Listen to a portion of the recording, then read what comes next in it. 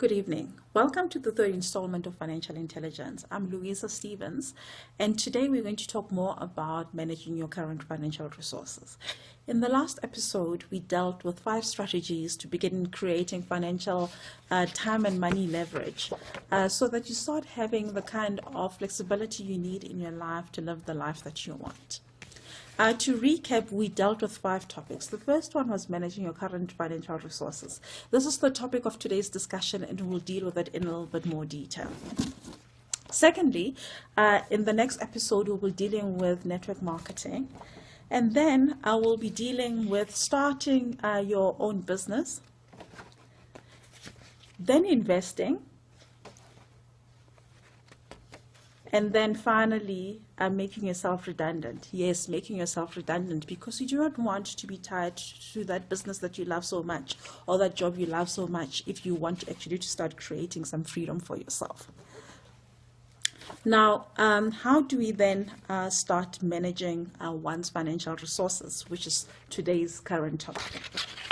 The average family these days has very limited financial resources. We have so many demands and obligations on our resources, and you often have more month after the end of your money because you have to pay for property, somewhere to live, food and groceries, transport, other medical expenses such as other costs such as medical expenses, education, holiday savings, entertainment.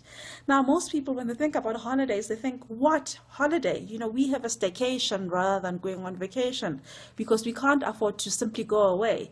And, talking about savings, forget about that.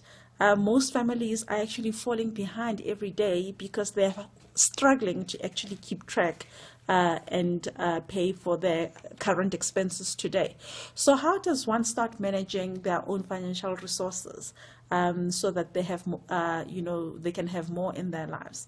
Well, the first thing is making more money. But of course, this is easier said than done, and that is why we're going to spend the next 3 episodes dealing with that in more detail. So I would, ask you to just come back the next time around so that you can learn more about that next time, because today we're simply going to deal with managing your current financial resources. So how do we do that? Firstly, you have to look at simplifying your life, cutting out the things that are not really necessary in your life. And then you need to start looking at, paying yourself first. Because if you pay yourself first, you will have more in your life to start creating what you want. And then finally, finding free money all around you. Yes, free money. There is a lot of money all around you, but most people today are so bogged down by making a living that they forget to actually take advantage of what is all around them. And now we're going to first deal with the topic of simplifying. What does simplifying mean? It simply means cutting out what you don't need in your life. Today it's so easy to get swayed by advertising and start buying things that you don't really need or want in your life, such as buying that 100 or 200 channel bouquet on satellite or cable that you don't really watch because you're too busy working or actually spending time with your family. Buying that imported beer or wine instead of buying a local equivalent that is just as good.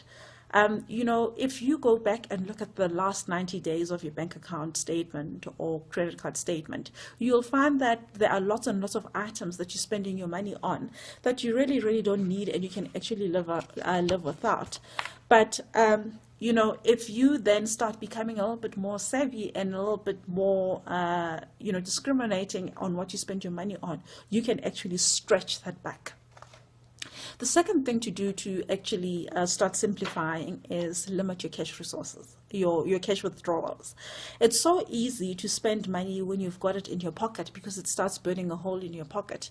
If you actually had to use a debit card, which you can actually monitor your expenditure, it will become difficult to justify spending $20 or 200 rands on that ice cream or on cups of coffee which you can have at home when you are struggling financially. But even better, this is a higher grade choice now for people who are a little bit more savvy. Start using your credit card. Did you know that your credit card companies actually pay you to use their money. They will give you up to 55 days free of credit. So if you settle your credit card in full at the end of the month on before due date, that is free money. You can actually keep your money in an interest-bearing account for that period of time and take that money and use it to settle your credit card. Now, that is smart thinking. The usual the average person just thinks about using credit on their credit card. They don't think about it as then turning the tables on the credit card company and being smart enough to understand what they're offering so that you use that to your own benefit. The second topic that we'll deal with today is paying yourself first. What is paying yourself first? It's really about investing in the future, investing in that real estate portfolio that you've always wanted, or stock portfolio, and putting money into savings, setting aside money for your education or your children's education, and setting aside money for the things that you're passionate about instead of just buying them on credit. Or if you're buying them on credit, make sure that you're savvy enough to be smarter than the credit card companies and pay that money in full at the end of the month. Now, when you're investing in education or your children's education, it's really about acquiring more knowledge so that you can actually use that knowledge to do more. Education is not about buying those books that are going to line your bookshelves and just look pretty. It's about applying that knowledge and use that to add value to your lives. Now, if financial literacy is what you need in your life right now, it means buying financial books and reading more about how you can manage your finances better so that you're able to do more in your life. Once you've paid yourself first, then it's time to pay others. You can pay expenses, so that's your day-to-day expenses, and you can also give to other people. In terms of split, I would generally suggest that you spend 60% on giving to others and your day-to-day necessities, and 40% on paying yourself first. That is savings, investments, education, and investing in things that saving money for the things that you're passionate about.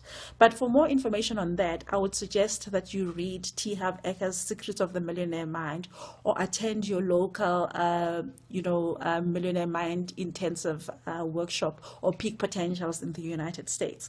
He has some very smart ideas on how to allocate your money in order to create the right money spending habits. Now, there is free money all around you. A lot of people are very, very oblivious to the free money that's all around you. But if you look today, banks, credit card companies are falling all over themselves giving you free money for your loyalty. So as a consumer, you need to stop becoming a sheep and actually be more savvy about where you spend money. Spend money with the people who actually give you more for your money. As an example, here in South Africa, I'm very, very loyal to Discovery Card, which happens to be my health insurance company as well. Because every time I spend money with Discovery's partners, I save up to 25% on what I need on a day-to-day basis. And that even includes things that are on sale. So in some instances, I'd get up to even 50% off what I need. So it's about actually being smart and not just spending wherever you see the item that you want, and just spending particularly with those partners that will give you more for your money. That also means being savvy about your loyalty. Don't dilute your loyalty, because if you dilute your loyalty, you do not have enough points in order to use them on the things that you really, really want. I would encourage you to select 2 or 3 loyalty companies that provide you with what you need in your life, given what your expenditure patterns are like, and stick to those partners, because you will maximize the points that you get and the savings that you get and the benefit that you get overall from the free money that you get from the loyalty programs.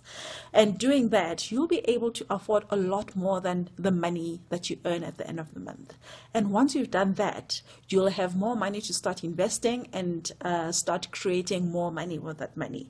But creating more money is the topic for the next time. So today we've covered the topic of managing your financial resources, and I hope these tips will help you get a better handle on that. Until next time, wishing you financial intelligence, and I'll see you again next week. Louisa Stevens signing off, wishing you financial intelligence.